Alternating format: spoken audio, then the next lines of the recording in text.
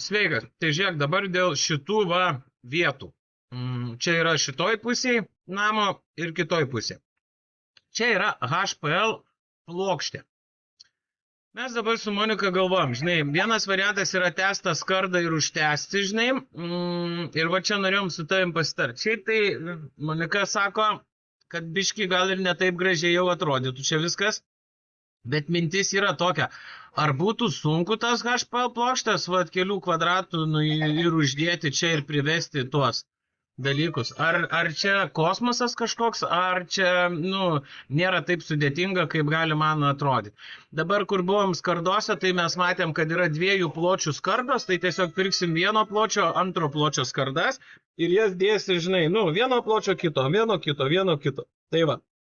Tai tik nežinau, čia klausimas, ar yra lakštų tokių per visą tokį aukštį.